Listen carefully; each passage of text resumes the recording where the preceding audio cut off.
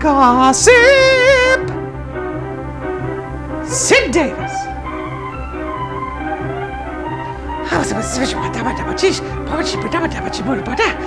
The City of Inglewood. Actress appears at public service. We acknowledge the cooperation of the 1320 Youth Club of Inglewood. Thank you, 1320 Youth Club of Inglewood. Pretty clever bird, the parrot. He can actually talk, pronounce words. Of course, he has no idea what the words mean, so we never take him seriously.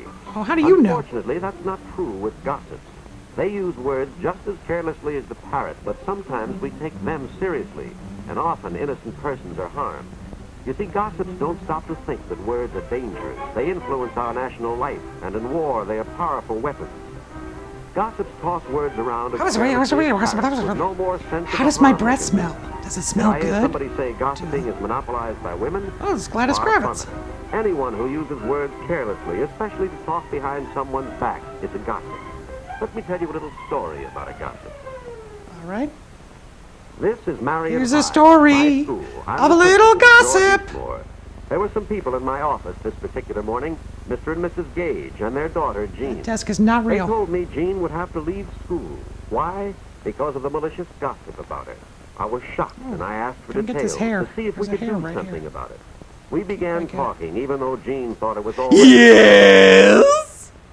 Mr. and Mrs. Gage had opened a grocery store at the start of the term, and Jean helped out after school. Here's your change! Usually it's difficult my finger! for a girl entering a new school to get acquainted and make friends. But in Jean's case, it was easy.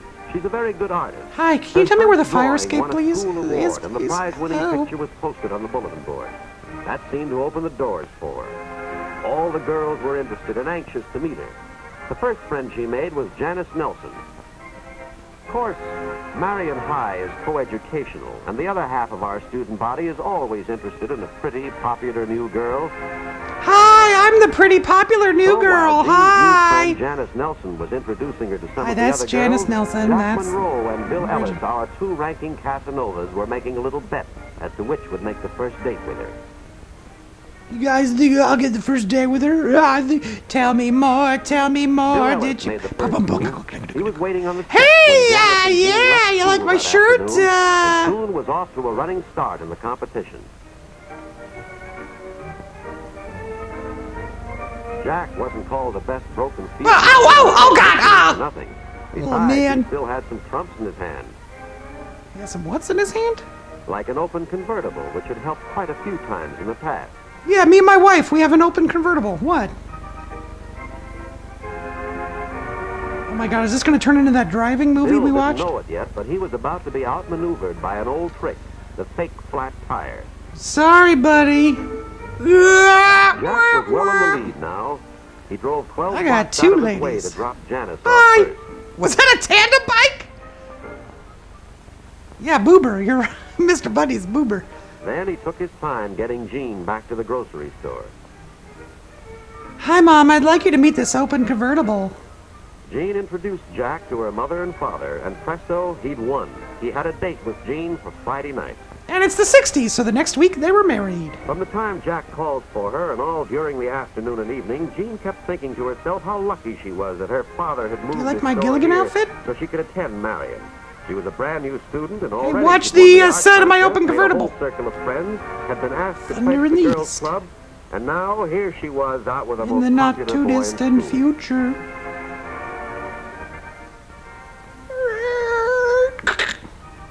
So, are we gonna make out? When they drove home, Jean began to learn a little more about Jack. His popularity had gone to his head. He was completely sure of himself, confident that none of the girls could resist him. Whoa, hold it! Slow your roll there, but hey! His face, but it certainly injured his pride. He tried to laugh it off, but he was thinking that he'd have to get even. Jack didn't lose any time giving the other boys a highly colored version of the date. He regained his self-confidence and built then she slapped me in the face. Tell me more, tell me more. Completely untrue. But then gossip. Wait, this guy just put on a jacket. He's wearing the same shirt. The began to spread. Bill Ellis colored it a little more and now he's wearing the same jacket. Took over. What, really? Oh my God. Did you guys hear? First, she You got used her slapped in the lunch hour to face. tell the story to every girl who would listen, and that included practically every girl in the school. And all these ladies still have the same haircut today. When she got home, she took over the telephone to call all those she'd missed. No, I swear I'm at Their home and not gossip just in front of a spread drape. like wildfire, especially with the help of girls like Christine. And by the end of the day, the harm was done. Jean's reputation was ruined. What? Polly wanna gossip. The next morning, Christine still wasn't through. She'd been jealous of the new girl's popularity and talent from the start. I'm gonna Now hang was her this chance. upside down. But the picture gave Jean her first inkling that something was wrong. She knew it had been torn down deliberately.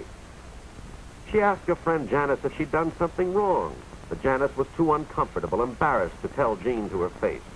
Get out of here, new girl. Everyone took pains to ignore her. She felt like an outcast. yet She slapped couldn't him right in the imagine face. why. Yeah, I know, I heard. Jean was hurt and bewildered. Marion High had seemed so wonderful only last week. Get out of here, Now she'll it was slap like you in a the completely face. Different school. Gossip. Jean was lonely and miserable all week, but she was still hopeful that once she was initiated into the girls' club, things would be better. However, Jean had already been blackballed even before the club's scavenger hunt had started. But instead of telling her, the club president had made Jean's assignments far more difficult than the other girls, hoping Jean would fail, thus disqualifying herself. Let's get out of here before she slaps us in the face. Not knowing this, Jean started out on the scavenger hunt as eagerly as any of the others. She was willing to work twice as hard as the other pledges to be initiated. And twice as long. All right, I got a burlap sack. The rest of the pledges had finished their assignments and had been notified of their acceptance before Jean returned. Now the girls were really embarrassed. Jean came back with every one of her assignments completed. What could she do next? Nothing, Christine told her. She'd been blackballed. Wah! You've been Jean blackballed. couldn't understand. She'd What? done her assignments as well as any of them. Done my Why assignment. had You want me she to been slap rejected? you in the face? Christine said Jean knew very well why. Because they didn't want her kind of girl in their club. Jean still didn't understand. I don't understand. Janet finally had to explain that they all knew about her, about Jack's story. Jean was stunned. How could anybody believe that about her? About me? Heavens. She wiped off all the freckles on her bedspread. Honey, what's the matter? You're crying on the phone calling drape. When Mr. and Mrs. Gage came home, Jean told them what had happened, that she hadn't been accepted by the club because of the gossip about her. She said she was quitting school. So And that's here the we story are. She told me. That's why the Gages came to see me. They agreed with Jean. It would be better if she left school. We better But I gauge. asked them Oh, to this wait. hair is back. Give I gotta me get a this chance hair. to do what I could. Gossip is Yes, well, your daughter is very good. Oh.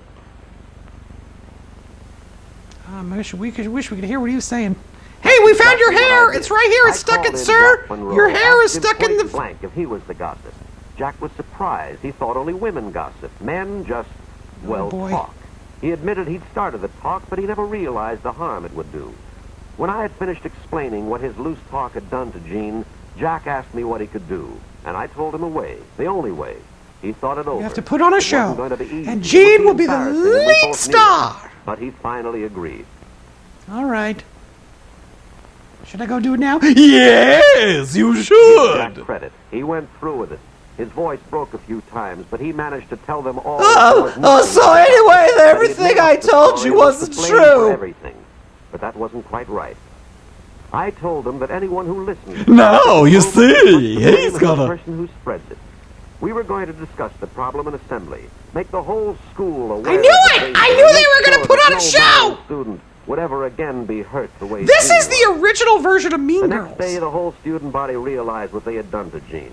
Oh, Now we're they so wanted sorry. to make Please it up slap to us her. all in the She made a face. fresh start and was soon For one she, of Marion's Jean's a most jolly popular good girls, one fellow. of For our real Jean's a leaders. jolly good fellow. What For could have been Jean's a... another gossip tragedy had been a happy ending. But don't forget this.